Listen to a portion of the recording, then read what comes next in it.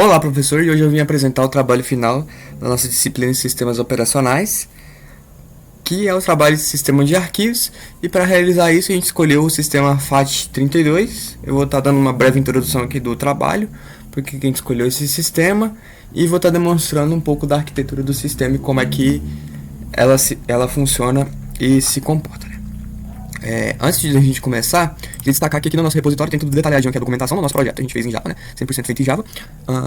E tá tudo aqui descrito, inclusive como é que usa o sistema, né? Se o senhor quiser dar uma olhada, vale a pena. O README tá bem feitinho aqui. Tem toda a documentação do projeto, além de algumas classes terem sido documentadas aqui com JavaDoc. A gente só não gerou uma página com JavaDoc, mas conheço essa opção, mas a gente não quis gerar uma página JavaDoc para poder estar mostrando a documentação do projeto. Mas tá tudo comentado aqui bonitinho, tudo bem explicadinho. E esse aqui é o repositório do GitHub, e tá aí na descrição também. Bom, vamos prosseguir aqui com a apresentação do trabalho, né? Aqui é a nossa agenda de hoje, vamos ter uma visão geral aqui do nosso sistema, como é que funciona a arquitetura, o file system que a gente desenvolveu e como foi feita a persistência de dados aí. Bom, o sistema FAT32 foi o que a gente utilizou. Por que FAT32? Porque ele armazena índices inteiros ali de 32, ele armazena índices inteiros aí de 4 bytes, né? Então a tabela FAT ali, essa tabela de alocação, que é a File Allocation Table, ela consegue armazenar muitos dados e não vai ocupar tanto espaço assim no disco, possibilitando a gente criar alocação encadeada ali. Ela não vai gerar uma fragmentação grande no disco, mas um dos problemas de utilizar o FAT é justamente a lentidão, né? Porque a gente tem que percorrer ali índice por índice para descobrir onde que está todos os índices de um arquivo, por exemplo. E isso é custoso, né? Se fosse uma alocação sequencial, a gente precisaria saber somente o starter block e pegaria o final, né? De uma vez. A gente traria ali todos os dados de uma vez só. Com esse sistema acaba sendo mais custoso, porque a gente, por exemplo, se eu tenho um arquivo ali no meu cluster 1 e depois no cluster 3, eu tenho que acabar fazendo esse deslocamento aí, posicionando, digamos assim, o meu ponteiro ali para onde eu quero, ali posicionando a cabeça do meu disco para onde eu quero realmente esse dado, né? Enquanto na alocação contígua ali, a gente não teria esse problema, mas teria uma fragmentação maior. Com o FAT32, a gente consegue estar aqui pegando o máximo possível de área de disco disponível, né? E é bem interessante. Vamos prosseguir aqui, né? Eu falei um pouco das vantagens e desvantagens, agora eu vou mostrar como que funciona o sistema em si. Bom, sobre o funcionamento do sistema, primeiro, a gente tem aqui um disco virtual que a gente fez, né? não tá dando pra ver aqui direito, né? Não consigo ler nada. Vamos aumentar essa imagem aqui, né? Eu fiz um desenho aqui, perdão pelos meus dotes desenhísticos aí, não são tão bons, mas me esforcei para poder representar aqui o nosso disco. E essa areazinha aqui onde tá minha setinha aqui, ó, vamos dizer que é a área de metadados, né? Aqui tem a FAT, mas tem outros metadados também do disco que a gente pode estar colocando aí. Mas aqui está a nossa tabela de alocação, né? Nossa File Allocation Table. E o que acontece? A gente tem que ter um offset, né? Dessa área aqui até essa área aqui. Então é aqui onde a gente vai armazenar os índices da área de dados, por exemplo. Na FAT32 a gente consegue ter mais índices com clusters menores, desperdiçando assim menos espaço para criação de arquivos, criação de diretórios e etc. É uma vantagem em relação à FAT16, porque a FAT16 tinha clusters maiores ali, por exemplo, 8 KB, 6 KB, e isso acaba gerando um desperdício muito grande, porque se um arquivo ele não ocupa isso tudo, no disco ele vai ocupar, infelizmente. Isso é uma coisa legal que a gente vai estar demonstrando no nosso sistema também.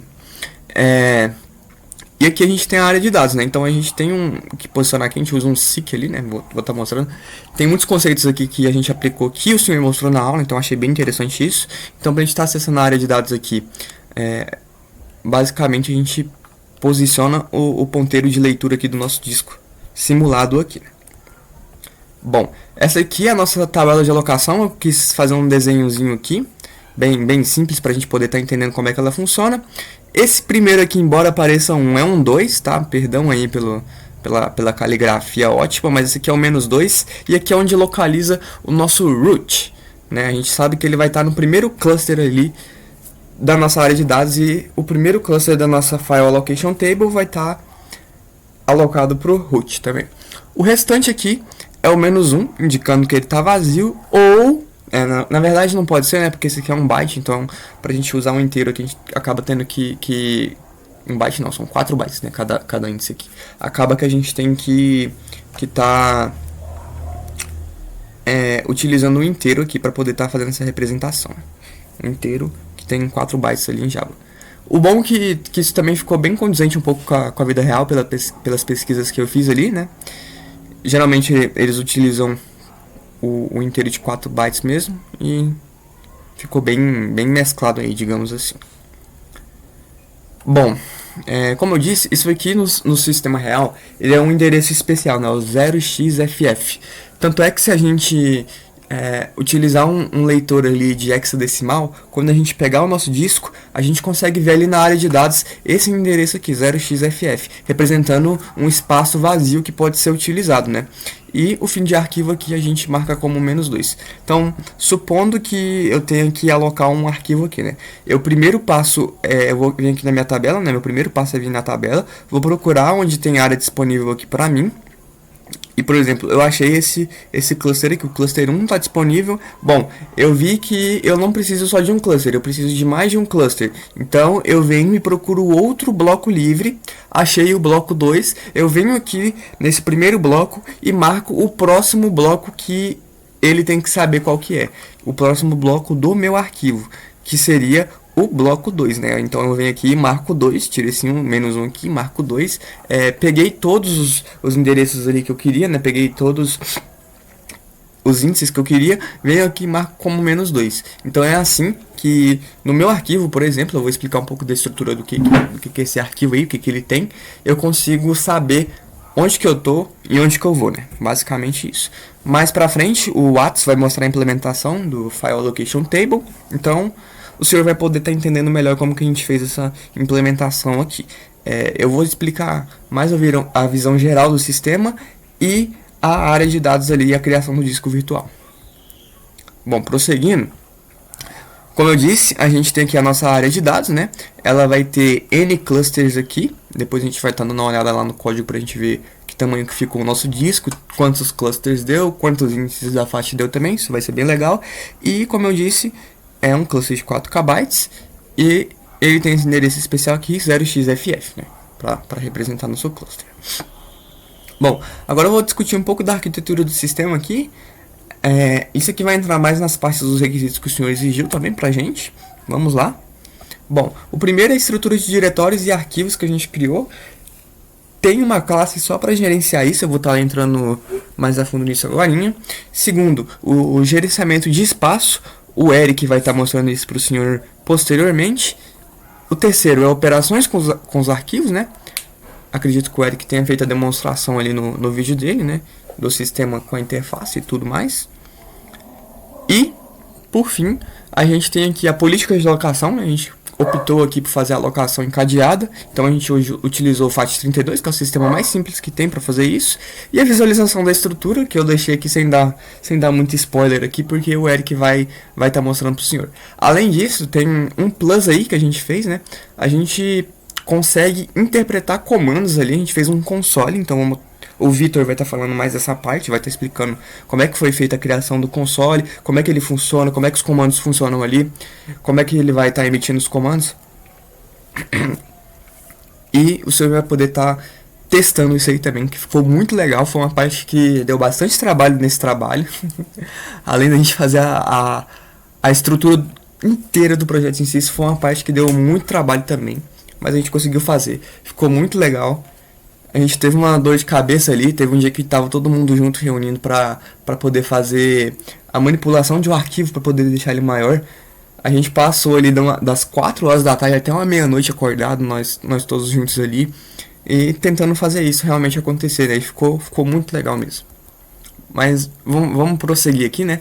Bom, vamos para a parte aqui do sistema de arquivos, né? E a gente tem a ilustre frase do Spock aí que computadores fazem excelentes e eficientes servos, mas ele não quer ser um servo disso. E entendendo um pouquinho melhor a estrutura do sistema de arquivos, a gente consegue não ser um servo do computador, ele não ser, digamos, só apenas um usuário. A gente passa a se sentindo o poder ali no comando do computador, entender como é que funciona, falar, eu sei fazer isso aqui, eu consigo fazer isso aqui. E essa é uma das partes muito legais ali, né? Eu vou estar demonstrando a parte prática ali da criação do sistema de arquivos, como que a gente estruturou ali para fazer os diretórios, como que faz a navegação e tudo mais. E esse outro meme que também que eu achei muito engraçado, que é basicamente o patrão falando pro cara não fazer piadas no código ali e ele utilizando um string builder ali com Bob the Builder, o nome do string builder. Eu fiquei bem tentado em fazer umas coisas assim também, só que tinha que deixar o código ali, digamos, bonito, legível, para poder tá funcionando e conseguir comunicar com as outras partes do projeto e as outras pessoas também entenderem o código, né? A organização ali foi muito importante para poder estar fazendo esse trabalho, porque é um trabalho que dá muito trabalho.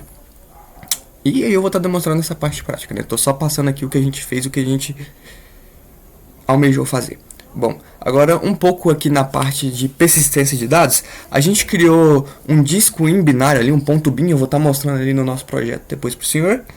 E a gente consegue ler a partir desse ponto bin aí. E tem classes ali de baixo nível, né? Abstrações de baixo nível pra gente poder estar lendo e escrevendo nesse disco. E é bem legal, é bem interessante, o senhor acho que vai gostar dessa parte aí. E quando eu fui fazer isso aí, eu pensei que eu tava ficando doido da cabeça. Nossa senhora, eu tava começando a ver coisa, ia dormir, eu ficava pensando nisso, acordava, eu ficava pensando nisso o dia inteiro. E vamos aqui pra parte prática disso logo pra gente ver como é que isso é feito, né? Bom, a primeira coisa que você vai ver aqui quando abrir o projeto é aqui a nossa pastinha aqui, né, do sistema de arquivos, bonitinha. E ela está organizada da seguinte maneira: a gente tem um readme aqui, como mostrei lá no GitHub, pode estar dando uma olhada aí, dando uma lida. Vale muito a pena dar uma lida nessa documentação, ela explica muito bem como que funciona a estrutura do projeto. A gente tem um arquivo aqui, que eu tinha comentado, inclusive eu vou até abrir ele aqui, porque esse arquivo aqui tem exatamente o tamanho do disco que a gente criou. Eu vou deixar ele aqui já engatilhado para a gente estar vendo ali.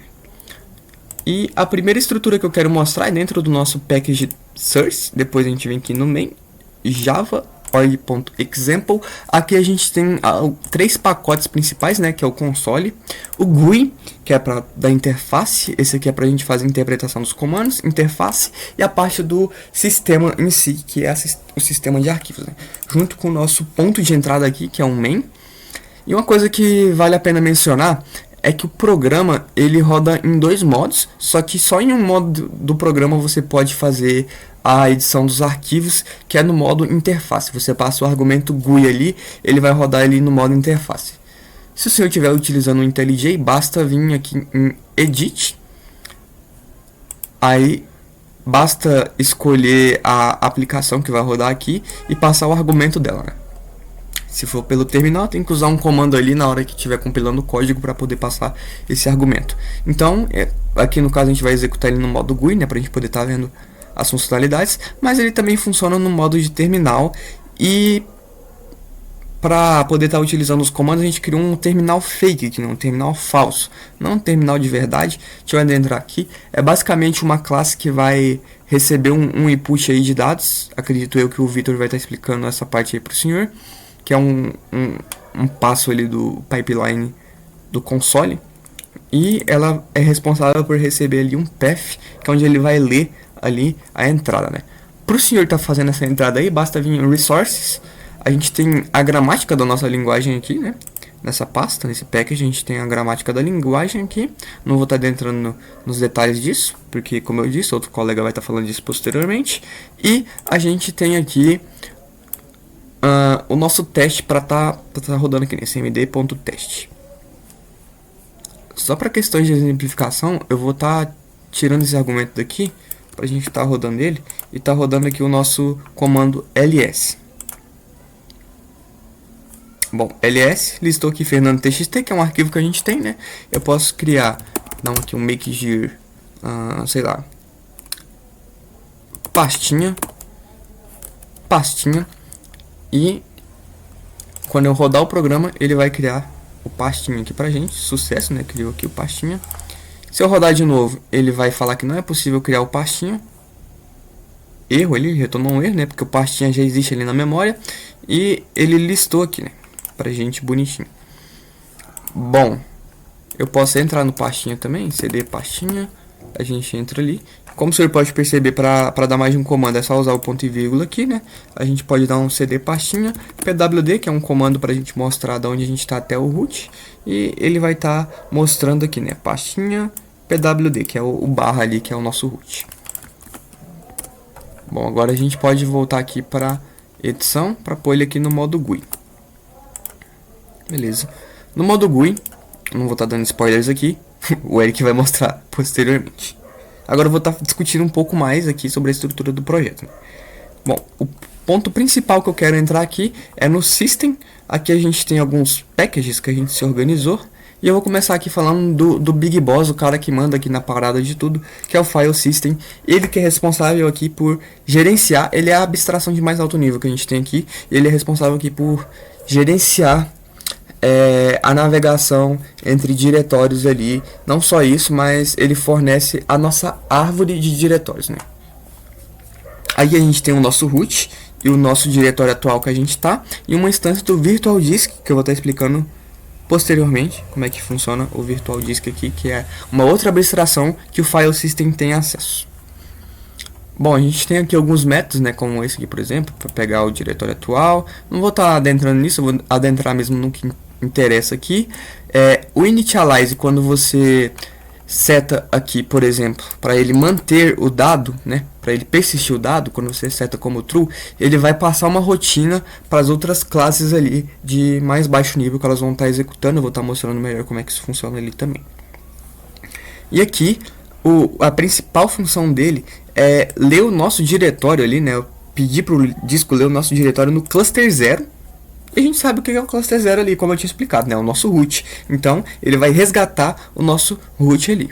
Ah, mas e se eu não tiver inicializado o sistema? Aqui no construtor a gente passa essa flag aqui. Eu vou estar depois adentrando nas outras classes para a gente ver o que acontece com essa flag aqui, né? Como é que fica o fluxo do programa com isso. Mas aqui a gente está inicializando, depois de ter feito todas as rotinas ali, o nosso sistema de arquivos ali. Bom, e o próximo passo aqui é a gente adicionar os dados ao nosso diretório, né?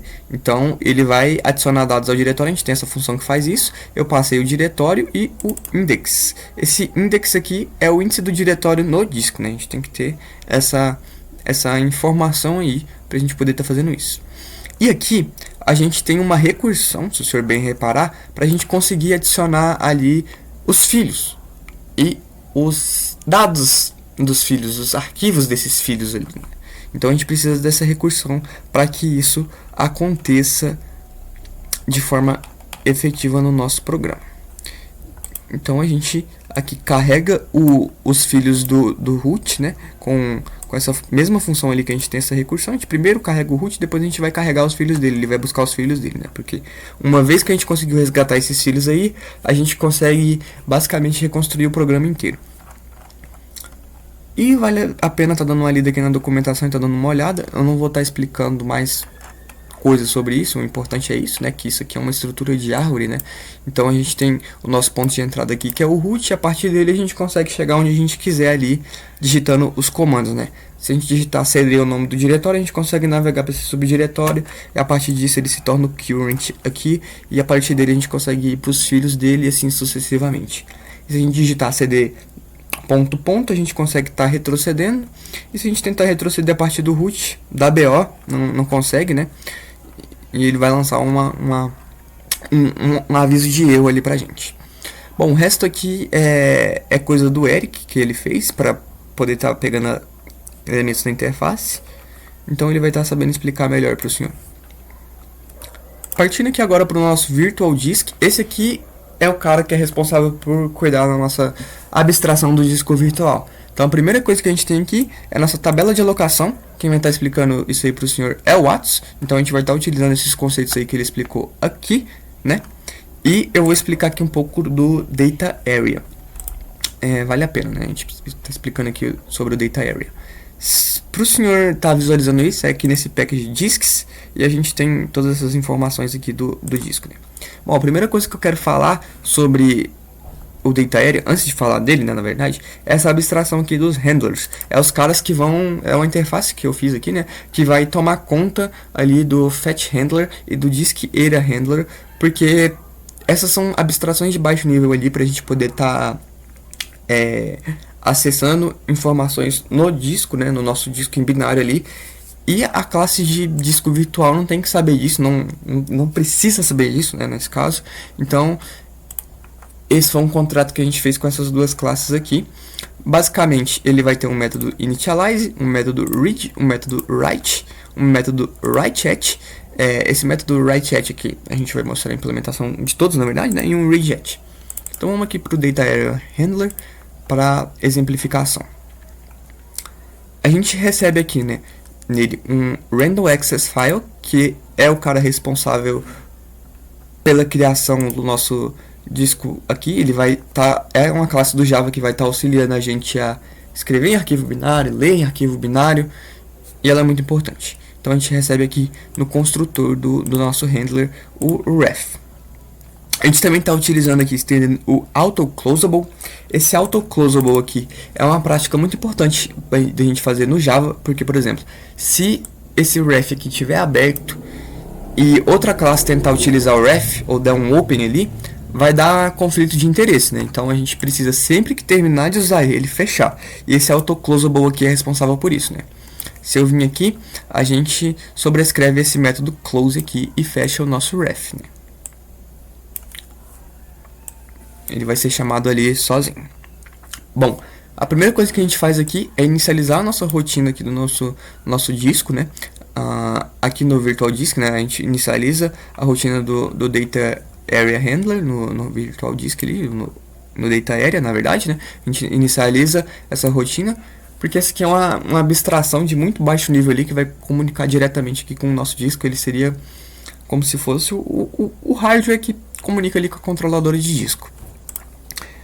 E aí, a partir disso, a rotina é simples. Se o disco não existe, ele cria uma nova área de dados, né? Então a gente passa o offset da nossa área de dados. E aqui agora eu vou explicar uma classe muito importante, que é o disk_utils. O disk_utils, se o senhor der uma olhada aí, ele vai carregar todos os metadados do nosso disco, inclusive o tamanho do nosso disco. O tamanho total dele é de 10 MB. O tamanho dos clusters do nosso disco, que são 4 KB, 4096 bits, né, que a gente tem aqui. Quer dizer, 4096 bytes que a gente tem aqui. 4096 bits, falei errado, desculpa. O total de blocos que a gente tem nesse disco aqui, né? O total de blocos, total de clusters, que seria em torno de 2560 blocos, né? E para a FAT é o mesmo, então FAT size, isso aqui é só para ficar mais legível o código. Então a FAT size tem 2560 blocos ali que a gente pode estar alocando espaço. O FAT Initial Offset, que é onde ela vai começar, né? É aqui no 12, a gente tem metadados ali, e aí a partir do bit 12 ela começa. A nossa área de dados, depois que ele pula a FAT, então a gente faz um cálculo aqui, né, para pular a FAT. Vai começar lá em 10.288. O root directory, a tabela do root directory, né, vai começar aqui onde é a Data Area Offset, né, o começo ali, o índice 0, o cluster 0 é o nosso root. O tamanho do arquivo de entrada ali, 269, depois eu vou estar explicando melhor o que é esse arquivo de entrada. O endereço de área livre que eu havia mencionado ali na minha explicação. A área de dados do cluster, pulando aqui o entry size, que é muito importante. Bit para indicar se é um arquivo, bit para indicar se é um diretório, bit para indicar se está cheio ou vazio, e um bit para indicar se está livre, free. Beleza. Explicado isso, essas constantes aqui no nosso código, né? Explicado isso aqui, a gente pode prosseguir, né? Ele vai posicionar aqui o nosso ponteiro, né? Ele vai dar um seek ali na nossa área de dados e vai preencher ali ela vazia se ela não existir. Se ela existir, a gente pega aqui e chama a rotina de carregar ali a partir da área de dados, né? Então a gente posiciona ali e retorna todos os bytes ali da área de dados. Bem simples, né? A gente pega aqui o nosso bloco total ali, quantos blocos a gente tem, e com isso a gente consegue pegar todos os bytes da área de dados.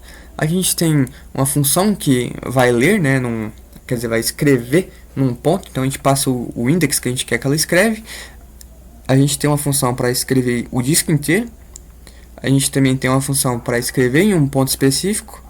Todas elas seguem a mesma rotina, né? Tipo, verificar se está dentro do limite ali do disco, posicionar o ponteiro e escrever os bytes aqui que a gente recebe. Bem simples, né? O read data at também é a mesma coisa, tudo a mesma coisa. Bom, explicado isso, vamos continuar aqui na nossa área de dados, né? A nossa área de dados ela vai receber aquela mesma rotina, vai inicializar aqui o nosso handler também. E se existir, ele vai criar, se não existir, na verdade, ele vai criar o nosso diretório root ali na nossa área de dados do disco. Aqui a gente tem métodos de, digamos assim, mais alto nível, né? Métodos que são responsabilidade da área de dados e não do disco, como escrever uma entrada, e agora vale a pena eu explicar o que é esse arquivo de entrada, né? A classe de entrada aqui, ela vai representar pra gente a entrada de dados no disco. Então, o que ela tem aqui é um nome, o starter block dela, né? Ou seja, o primeiro cluster que ela tá ali, pra gente conseguir achar todos os outros clusters que ela pertence na nossa FAT. O starter block do pai, né? Do diretório pai dela. O tamanho, esse tamanho aqui é o tamanho a quantidade de clusters que ela tem ali, né? Que ela ocupa. O tamanho do nome, isso aqui eu segui a convenção da POSIX, né? Então ele tem um tamanho mais de 255. O tipo, se é diretório ou arquivo, então 0 para diretório e 1 para arquivo. O status, se está livre ou ocupado, porque aí a gente não precisa apagar ela do disco, a gente pode deixar ela lá para sobrescrever, então as informações ainda estão lá, mas depois elas podem ser sobrescritas, né? E esse entry size aqui é o tamanho total dele, né? Eu quis deixar aqui só para na hora que eu estava fazendo os cálculos.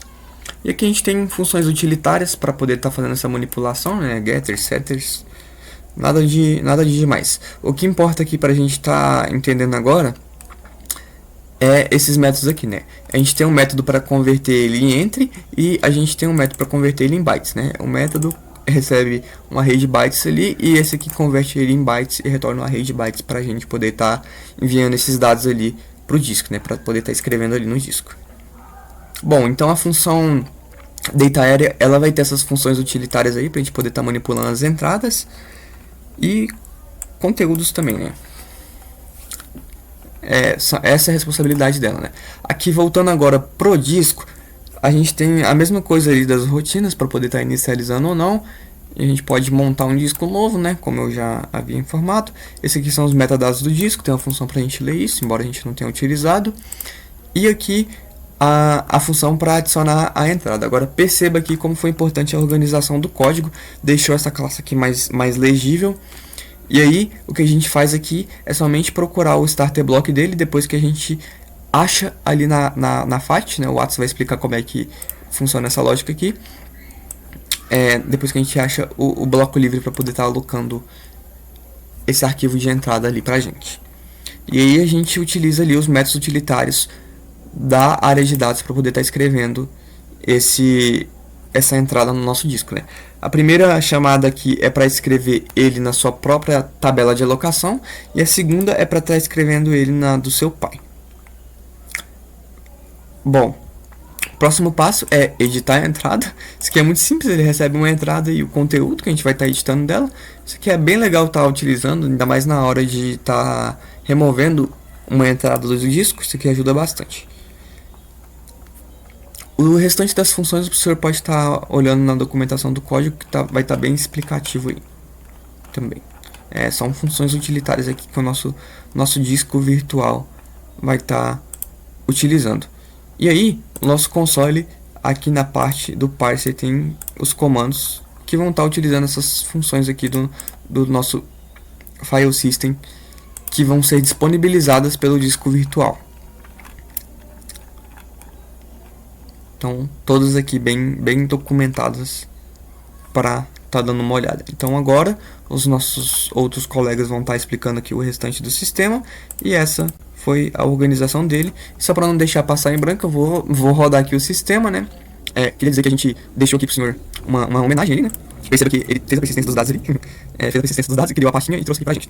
Se eu der um nano fernando.txt para eu poder estar editando o conteúdo do arquivo, eu consigo visualizar aqui o poema que a gente pediu pra tirar pro senhor, em homenagem ao senhor aqui com todo o conteúdo que a gente viu durante o semestre.